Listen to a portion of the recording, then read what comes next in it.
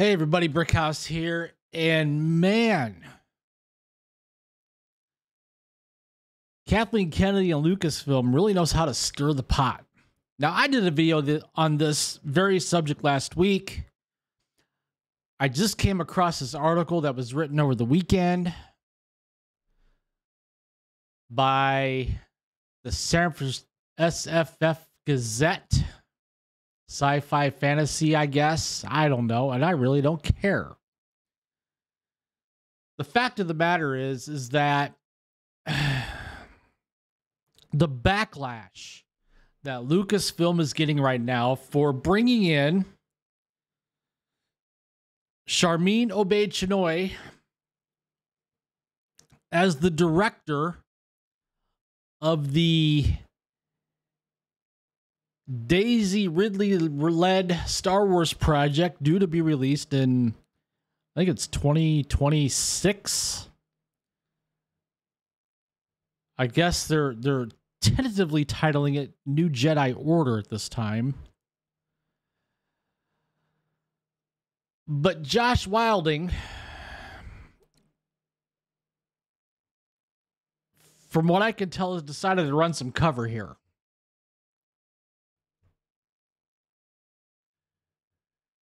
A few days ago, director Sharmeen Obaid-Chinoy made some throwaway comments about a woman stepping behind the camera to direct the Star Wars movie. Unsurprisingly, those woke remarks are facing backlash. Guy, can't talk today.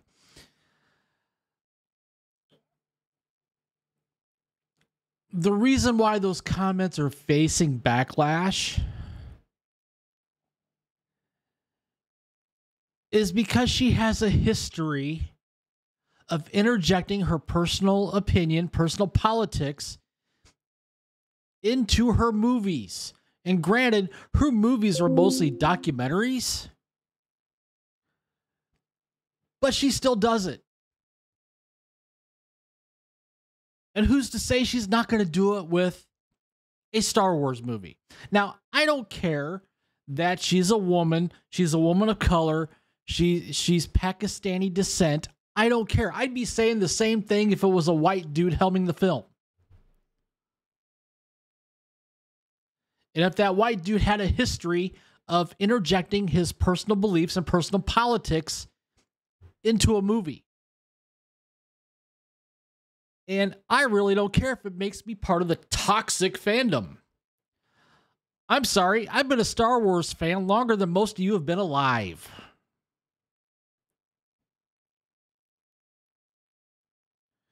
This is going to date myself a little bit, but you know when Star Wars came out, 1977, 78?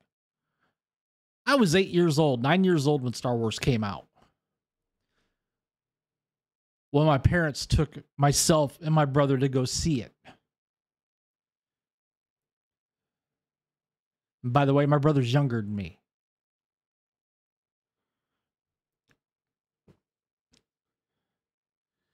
You know, over the weekend on TNT, they were running a Star Wars marathon. And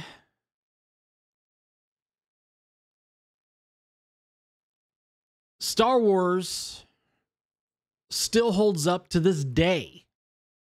And I'm talking the original trilogy: New Hope, Empire Strikes Back, Return of the Jedi. And the basic crux of Star Wars was really family and good versus evil.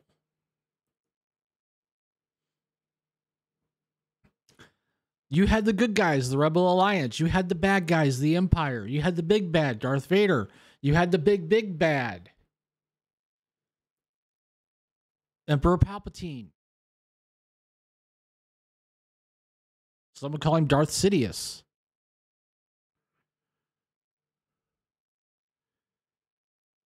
But that was the crux of Star Wars. It was entertaining. That's the reason why it still holds up today. Now, you compare that to Disney Star Wars trilogy, Rise of Skywalker,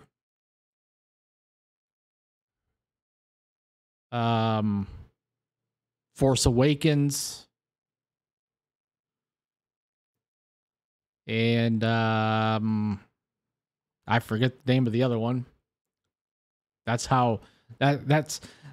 just an epitome of Disney Star Wars. They are forgettable movies.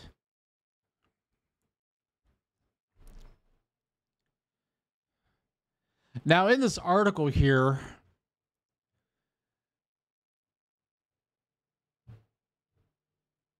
you have her comments that she made on CNN during an interview. I'm very thrilled about the project because I feel what we're about to create is something very special.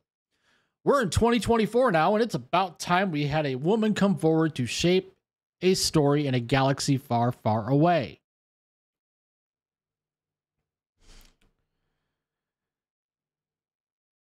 Now, when I hear this,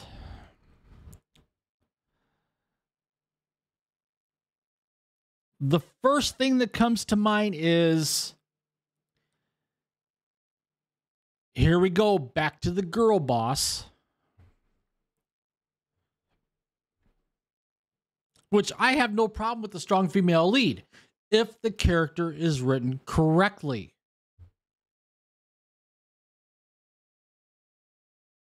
But I don't have any hope that they're going to write Rey correctly in this movie.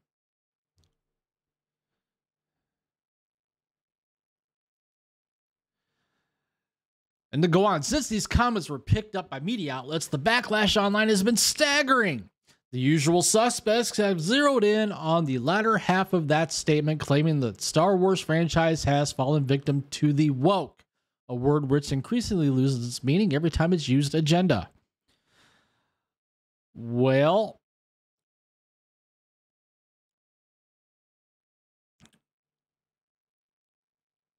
it's true.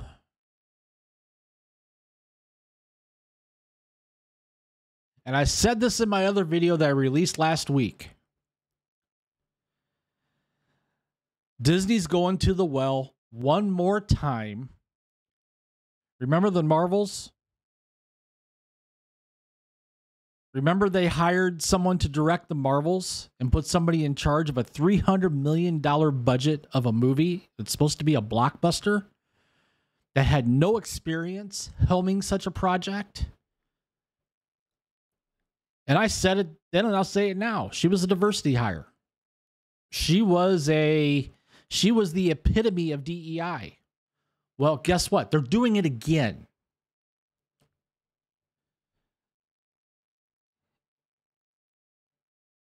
And yeah, it isn't that Star Wars has fallen victim to the woke. It's become part of it because of its parent company.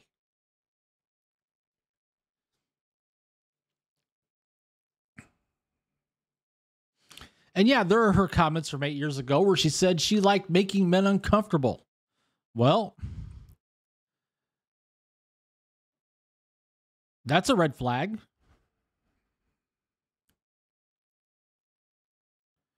That statement, making men uncomfortable, have been taken completely out of context and twisted to fit into a narrative which paints her as some mad feminist out to destroy Star Wars. She said she likes making men uncomfortable. How is that taken out of context? She truly believes that.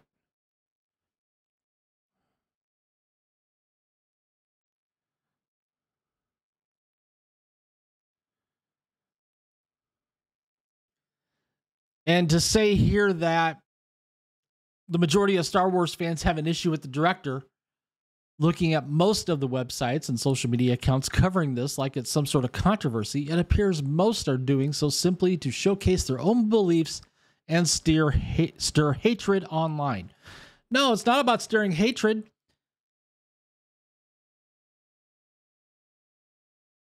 We are passionate fans who want to see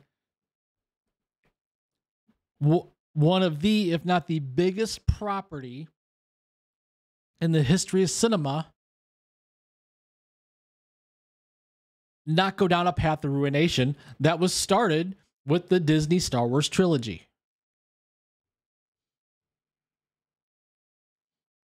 That's it. Bring in an experienced director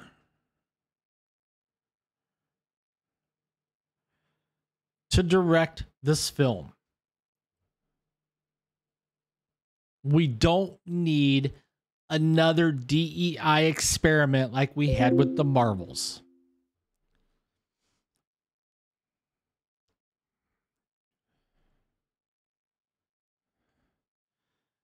Now, this is if this movie ever gets made, because Kathleen Kennedy has a great track record of announcing projects and then not following through with them. I think she's had more projects not be created than be created on her watch.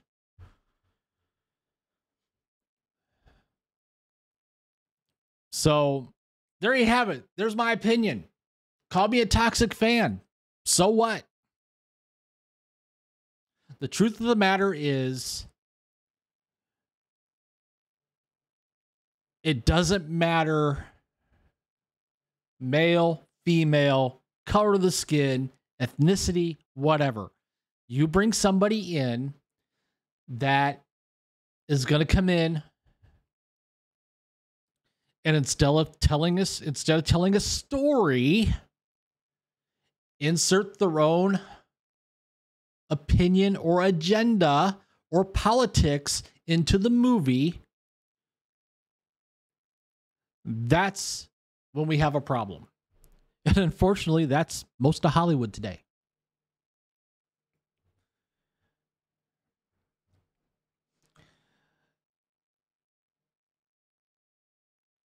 Why do you think Top Gun Maverick worked so well? Why do you think Sound of Freedom works so well?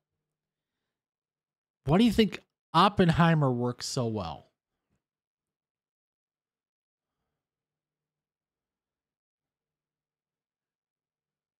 Even though Oppenheimer's a biopic, still told a story. Top Gun Maverick told a story. Sound of Freedom, based on actual events, told a story.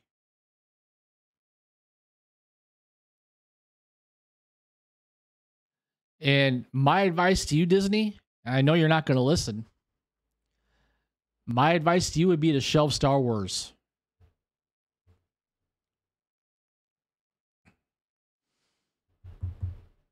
For at least 10 years. If not longer. But what do I know? I'm just a dude sitting in his home office behind a microphone making a video. I know nothing.